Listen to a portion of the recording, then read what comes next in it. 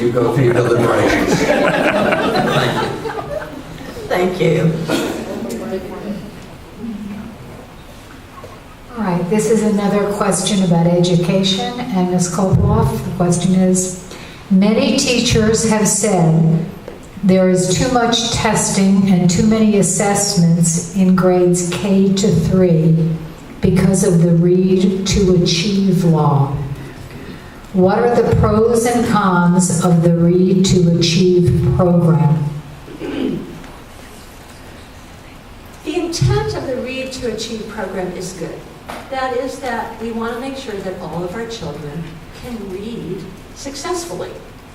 But I think the way that it was implemented has done the opposite.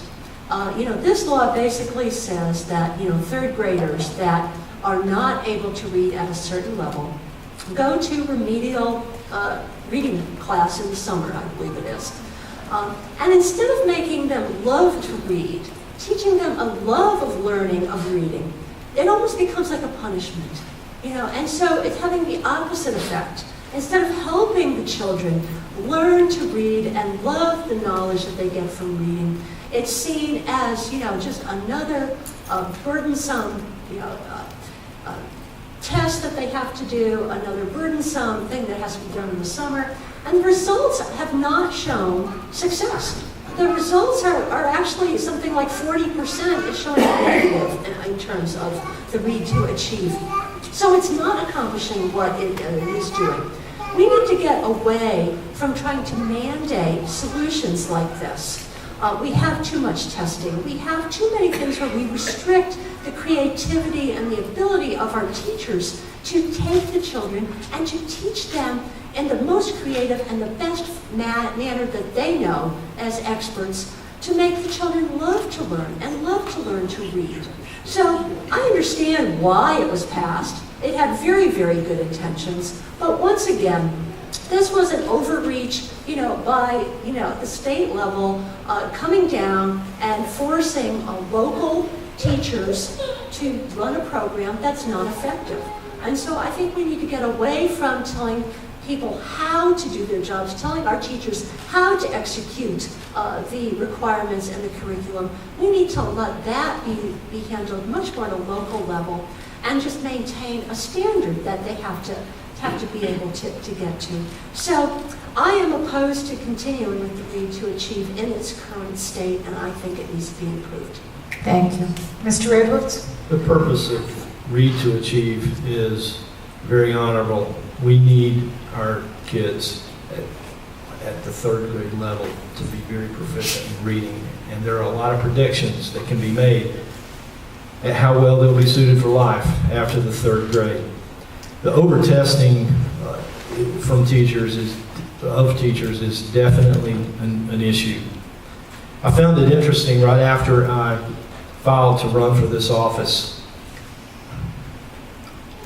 I sought a number of teachers to come and give me some feedback on what it was like to be a teacher in North Carolina today. There were a few folks that took my offer. There were a lot of folks who looked at me like, hey, you're a Republican and you want a teacher to come and talk to you? There's no way I can do that. But I promised to sneak them in the back door after dark. And they did. And the thing that I heard clearly is that they feel like they're not able to teach, that they're forced in this testing mode continually. I also believe that a good portion of that is forced on us by Common Core, where one more time we took this carrot from the federal government that goes with all the handcuffs and forced us into a situation. It's one of those situations where we saw the money out there in the previous governor's administration, we snatched it, and then we realized what was in it, and we've got to work ourselves out of that. We've got to get our teachers back from having to test and teaching and influencing the minds of our young people so that they'll be prepared to take on jobs in the future. Thank you. Mr. Bosser?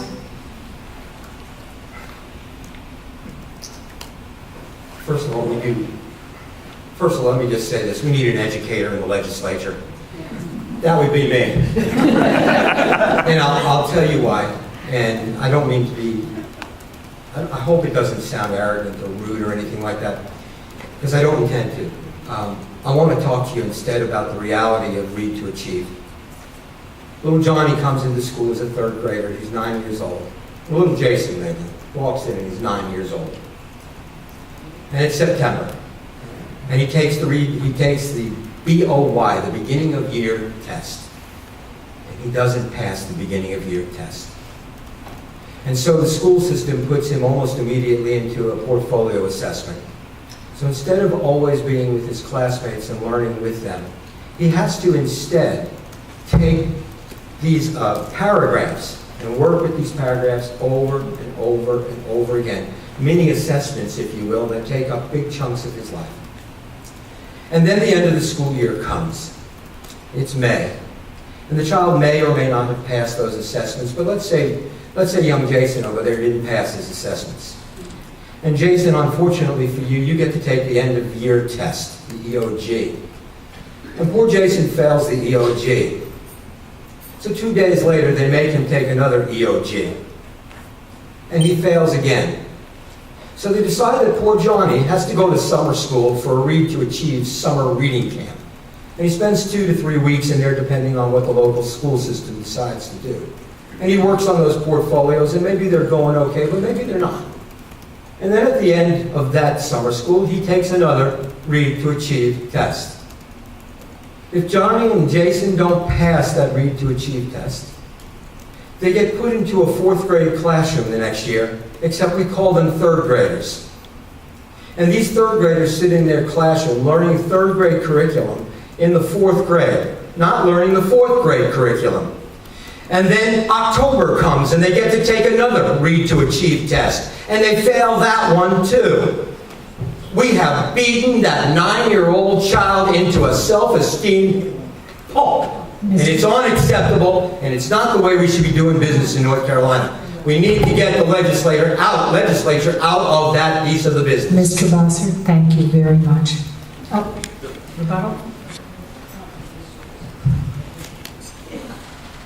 I really regret using my last card on this, but I feel like it's important to emphasize that I too am very concerned about our children today, and I believe that our education system in North Carolina absolutely has to change. I believe that what's necessary in the legislature is not someone to go to Raleigh to work to make education the way that they had wished that had been in the last 40 years, but to look ahead at the future of education with an open, fresh perspective and ask the questions, how can we improve it? The first thing I think we can do to improve it is create a structure with some true accountability. There are too many people in Raleigh that's trying to put their fingerprints on education, and sometimes their interest is not as honorable as we would like. For example, did you know in the Department of Public Instruction, we've got 1,400 people. There's a building with 1,400 people. There's 106 school districts in North Carolina. That's over 13 people to look over the shoulder of every single school superintendent. That system just can't work. Thank you. Mr. Henson. I believe our kids are tested to death these days. I remember when I was going through high school, we were always told this is going to be on your test at the end of the year or at the end of the semester. So people would only just write down what was going to be on the test. And it's the same with the Read to Achieve. You emphasize the testing and not actually learning. And last Friday I had the opportunity to go to the Transylvania County Schools with Superintendent Dr. Jeff McDarris, and I talked with several of the teachers, and they all said the same thing. You know, we just want our classrooms back. We want to be able to actually teach. Teaching's not something that you really get into for a paycheck. You get into it because it's something that you're called to do. And I believe we need to pay our teachers what they're worth, and I absolutely agree with that. But really and truly, if we want to actually help our students, we've got to give the teachers control of their classrooms back. We've got to let them actually teach the subjects so our kids can learn and get prepared for the future and be successful. Thank you.